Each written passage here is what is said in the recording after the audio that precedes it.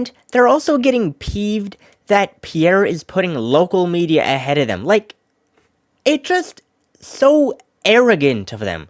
And it is, heyo, and welcome to today, where it's a bit late outside right now. I kind of woke up a bit late.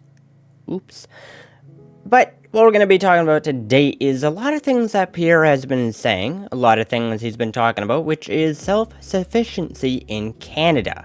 And he's also just been, doing the typical dunking on silly people like Mark Carney, who apparently doesn't understand that we need metal. And he also goes into a little bit of something that is kind of really interesting. Life sentence, kind of interesting. But we'll dive into that one near the end, so stay tuned for that. But what we're going to look at first is he went onto a live a while ago. There's a little bit of stuff going on with that live that happened from CBC themselves, and Pierre Poilievre obviously talking about us being self-sufficient, because we clearly cannot rely on America totally. And so we need to expand and be self-sufficient, which is completely smart. As always, we will stand strong with growing confidence. We are the second biggest landmass in the world, 41 million brilliant people, the third biggest supply of oil, fifth biggest supply of natural gas, biggest supply of uranium and potash. We have not one, two, or three coasts. We have, if you include the Great Lakes, we actually have 4 coasts that can take us to tidewater. We have the biggest supply of fresh water anywhere on Earth, the 5th biggest supply of farmland. We should be the richest nation on Earth. These tariffs are a wake-up call that it is time for us to meet our potential. It is time for us to be a country that can trade with itself, a country that builds homes quickly for its youth, a country that allows entrepreneurs to succeed quickly and profitably so that success is once again rewarded, a country that allows hard work to pay off, a country that harvests its own resources, that secures its borders to protect its people, that builds its military to protect its sovereignty, unites its people to protect our common history and common future. We will always put Canada first, today, tomorrow, and forever. Let's bring it home. So Pierre is talking about a lot of things that are good for Canada, talking about being merit-based, talking about using our own resources, talking about making Canada into what it can be. Canada is very rich with every resource we could possibly ever need for being a rich country, but we don't utilize it in the degree that we could. I don't know why, and clearly neither does Pierre, because he's talking about, let us use these resources, because why not? Why wouldn't we use the resources?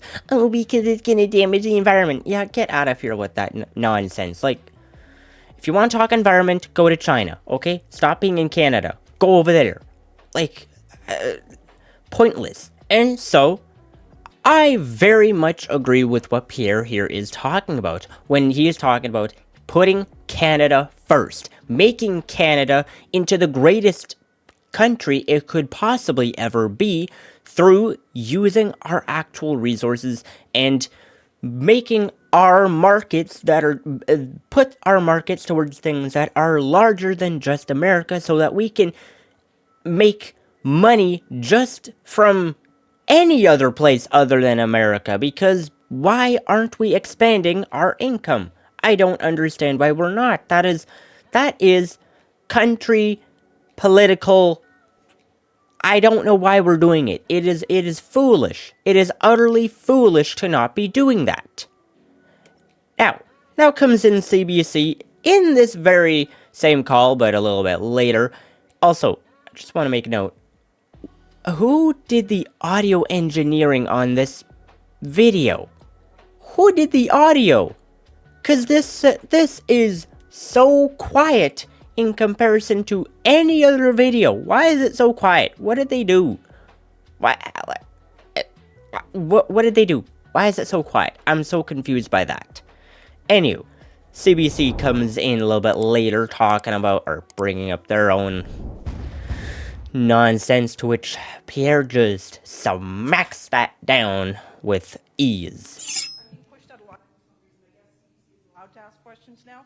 You have talked about. Or we just sometimes we like to hear from local media. Do you believe the government's promise of $155 billion in counter tariffs is enough? And what would you do differently to get the president to change course? And to clarify your last question, are you saying that you would step aside and not compete for the head of the country to allow us to get through this crisis? Or I'm unclear about your answer to the last question. Well, I find it a strange question. CBC is asking me to step aside in the next election. It's a very strange request. No, we're not going to suspend democracy. The Canadian people run this country, and they will choose the next Prime Minister. Thank you very much. They just come in with so much arrogance, and it is so bewildering with how much arrogance they come in and say, oh, will you step down? Like, why would he step down? What would be the purpose of him stepping down? That is the most ridiculous kind of question to ask this far into an election, whenever that's happening. It is arrogant, and it is bewildering to see just how biased they are for the Liberal party. Like, obviously we already knew they were biased, but that is just an insane step in being biased. And they're also getting peeved that Pierre is putting local media ahead of them. Like, it just so arrogant of them, and it is disgusting to hear.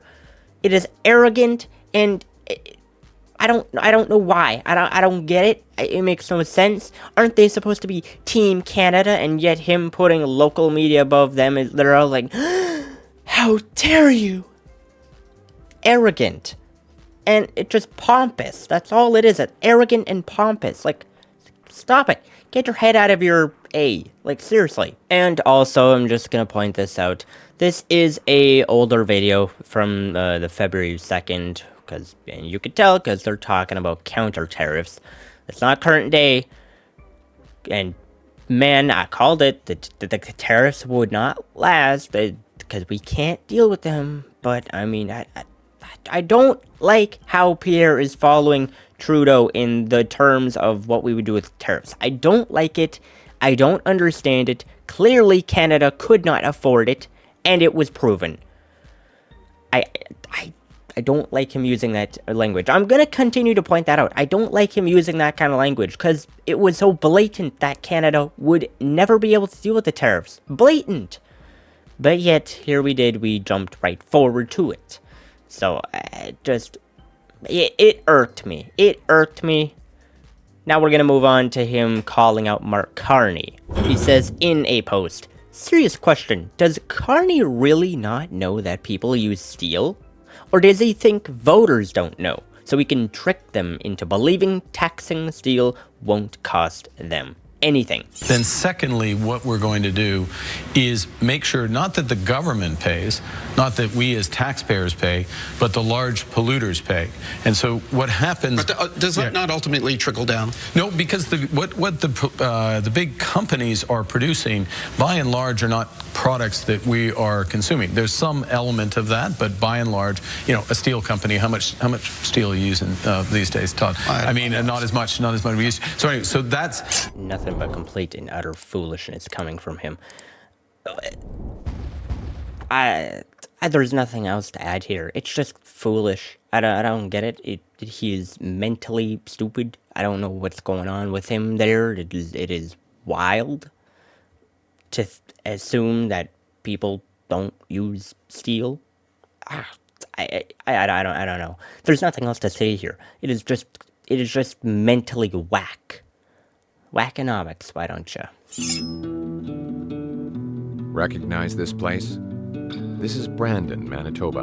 Population, just over 50,000. A small, beautiful city like many others that dot the Canadian landscape. Now, imagine if every person in Brandon vanished. Well, Since 2016, we've lost a city the size of Brandon to that's 49,000 Canadian lives lost.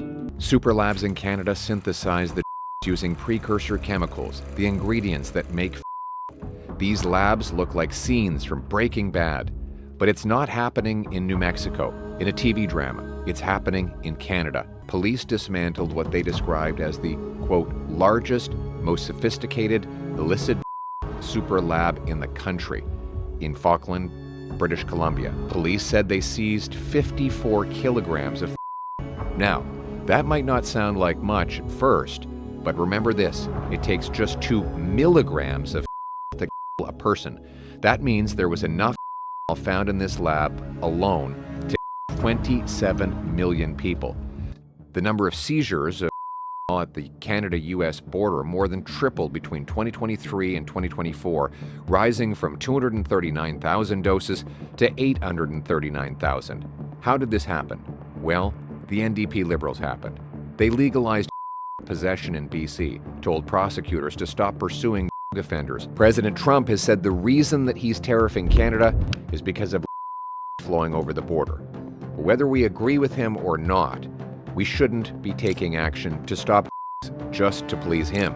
We should do it so that not one more mother must bury her face in her hands in agony after her son in a back alley. Let's call mass what it is, mass. That's why I'm announcing today, as part of my Canada First plan, that common sense conservatives will bring in mandatory prison sentences, including life sentences for anyone caught producing or exporting over 40 milligrams of and 15 years for caught with between 20 milligrams and 40 milligrams. By locking up the big bosses and throwing away the key, we will cut the head off the poisonous snake. All of this to save lives, bring our loved ones home free. Okay, I just wanted to play that clip. I didn't know exactly where I wanted to stop, because I just wanted to watch it and see what all happened. And point being, he's talking about bringing the life sentence for people who deserve it. And I'm for it. I'm absolutely for it. And this, funnily enough, remember that whole entire number? 44 pounds? That just was floating around. Oh, it's only 44 pounds. Oh, it's only 44 pounds. And then this happens. 44 pounds. Like, really? That's really what you think there's all in Canada, is just 44 pounds. You have to be a really mentally lacking person to actually think that that is true. We have a country the size of this country, and you think only 44 pounds is crossed? That is mentally deficient thinking. Anywho, I like what he's talking about with bringing life sentences to these types of people. I agree with him. I like it. Get these people off of our streets. Get them out of civilization, because they don't deserve it. If they are peddling stuff that is in the end going to end up with people passing away in Canada, why do we have them around? Why are we going to give them a lesser statement than life? I don't understand. Like, why? Do we want them to get out and keep on going about it? I don't get that. So I am absolutely for him bringing back the life sentence for these people. They deserve it. And I agree with him. But anyway, I think that is just about where I'm going to leave off today's video. Tell me what you guys are thinking down below. But I will see you tomorrow. But until then, I hope that you have a good one.